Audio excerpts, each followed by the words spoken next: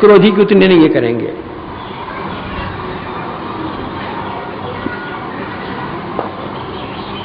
कारण काम और क्रोध, भगवान ने गीता में कहा है कामात क्रोधो भी जायते, काम से क्रोध की उत्पत्ति होती है। कामना की पूर्ति नहीं होने से क्रोध की उत्पत्ति होती है। कामना की पूर्ति हो तो क्रोध नहीं होगा। मनोनुकूल होता है, क्रोध क्यों होगा? अनुकूलता जहां नहीं होती है, प्रतिकूलता जहां हुई कि क्रोध उत्पन्न हुआ।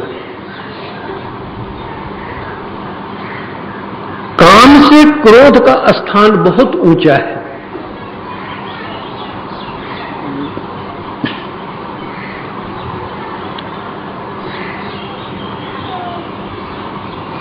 बालपन में काम की उत्पत्ति नहीं होती है। युवावस्था में जैसे से उम्र बढ़ती है, युवावस्था में इसकी प्रबलता होती है, और जैसे उम्र ढलती जाती है इसमें क्षीणता आती जाती है, काम में दुर्बलता आती जाती है। बल्कि बुढ़ापे में वह कामोपभोग कर ही नहीं सकता है। मन है लेकिन इंद्रिय काम नहीं कर रही है, क्या करेगा बेचारा? लाचार। लेकिन क्रोध के लिए आप देखिएगा तो क्रोध बचपन से ही शुरू होता है। अब बढ़ते बढ़ते बढ़ते जैसे जैसे उम्र बढ़ती जाती है ना, क्रोध भी बढ़ता जाता है, उसकी मात्रा बढ़ती जाती है। अब बुढ़ापे में तो और उसकी मात्रा बढ़ जाती है, क्योंकि बूढ़े की बात सुनने को कोई तैयार नहीं है। बूढ़े की बात सुनने को तैयार नहीं है तो क्रोध तो आवेगा स्वाभाविक। बचपन में छोटा सा बच्चा है, उसको भूख लगी है, रो रहा है, रोते रोते रोते मां आकर के दूध नहीं पिलाती है, और तब जाकर दूध पिलाने लगते तो बच्चा दूध नहीं पीता है, रूठ गया, बचपन में क्रोध शुरू हो गया। तो क्रोध बचपन में भी है, जवानी में भी है, बुढ़ापे में भी है। लेकिन काम की प्रबलता केवल जवानी में रहती है, न बचपन में न बुढ़ापे में प्रबलता नहीं रहती। दूसरी बात यह है कि कोई नारी पुरुष पर काम मोहित होती है, कोई पुरुष नारी पर काम मोहित होता है, लेकिन नारी नारी पर और पुरुष पुरुष पर काम मोहित नहीं होता। लेकिन क्रोध नारी नारी पर भी करती है, पुरुष पर भी करती है, और पुरुष नारी पर भी करता है और पुरुष पुरुष पर भी करता है। मोहन नारी नारी के रूपा, पन्नगारी है नीति अनूपा। यह है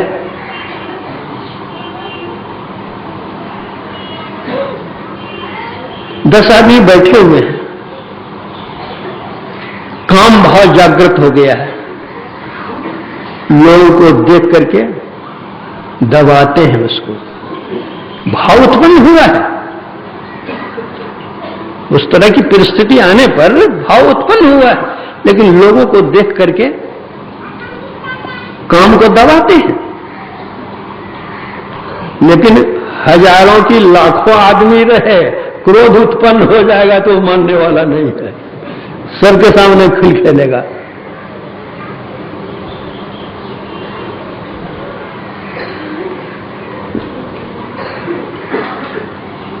जो स्वच्छंद है, जिसके ऊपर कोई दबाव नहीं है, वह जैसा चाहेगा करेगा। और जिसके ऊपर दबाव है, मन गया लेकिन रोक रखा, मन गया रोक रखा, मन गया रोक रखा, धीरे धीरे बेचारा लाचार कमजोर पड़ जाएगा। उसी तरह मन में भाव उत्पन्न होता है, दबाते हैं, उत्पन्न होता है, दबाते हैं, लेकिन क्रोध को दबाने का तो कोई प्रश्न ही नहीं रहता है।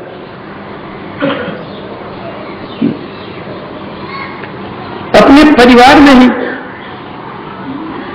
कोई कामातुर नहीं हो सकता,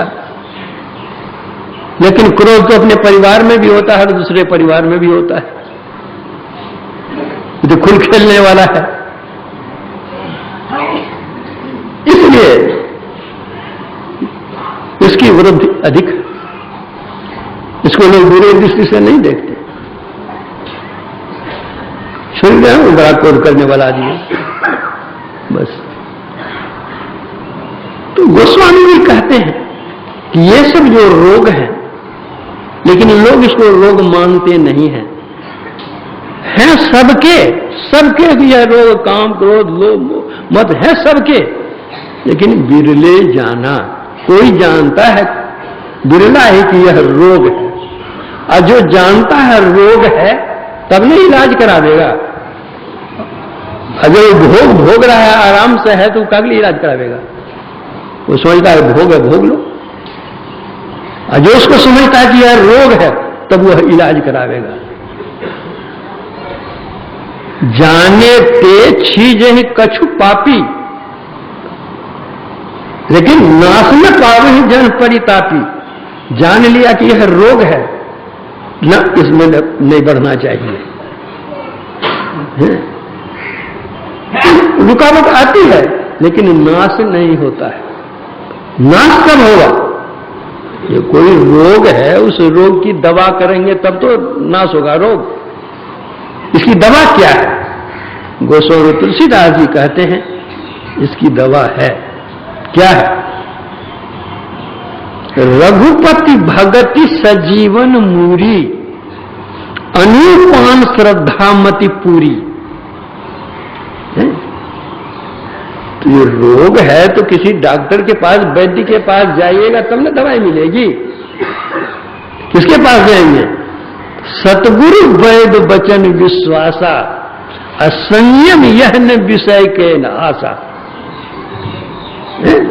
जब आप समझते रोग है, शारीरिक रोग, तो उसके जो डॉक्टर हैं, उस डॉक्टर के पास आप जाते हैं, उससे दवाई लेते हैं।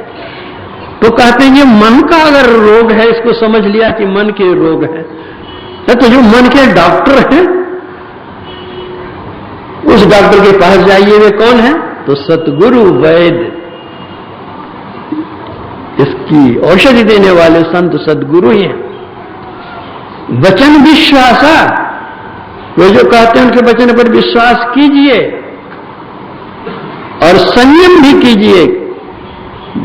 दवाई कीजिए और संयम नहीं कीजिए तो रोग छूटेगा।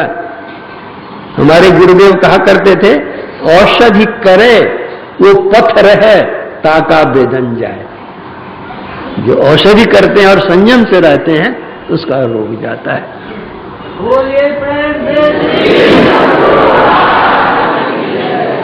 तो कहते हैं सदगुरु के पास जाएंगे तो वो कौन सी जड़ी देंगे, क्या दवाई देंगे? रघुपति भगति सजीवन मूरी। तो पहले जो वैद्य लोग दवाई देते थे तो उसके साथ अनुपान बतलाते थे कि इसका अनुपान तुलसी का रस दीजिए, चाहे इसका अनुपान शहद दीजिए, चाहे इसका अनुपान अमुक चीज दीजिए। कहते हैं जो रघुपति भगति बताएंगे, वो जड़ी बूटी बताएंगे, तो अनुपान श्रद्धा मति पूरी। श्रद्धा, विश्वास दृढ़ होना चाहिए और संयम, यह न विषय के आशा, विषय की ओर से हट करके रहिए, निर्विषय तत्व की हो जाइए। इस तरह दवाई लेंगे, इस तरह अनुपान उसमें देंगे, इस तरह संयम से रहेंगे, तो यही विधि भले ही सो रोग नसाही, ना ही तो कोटि जतन नहीं जाई। संत सदगुरु की शरण जाएं, उनकी बताई हुई युक्ति से साधना करें, विषयों की ओर अपने मन को मोड़ करके रखें, नित्य नियमित रूप से साधना करते रहेंगे, तब यही विधि भले ही सो रोग रसाही, तभी भले रोग आपका नाश हो सकता है, ना ही तो कोटि जतन नहीं जाई। नेम धर्म आचार तक जितना भी कुछ कर लीजिए, लेकिन यह नाश होने को नहीं है। जब भी नाश होगा तो सदगुरु की शरण जाकर, उनकी जुगती पाकर, के संयम के अनुकूल रह करके साधना करेंगे, तब ये नाश होगा। इतना करके प्रवचन में विराम देता हूं।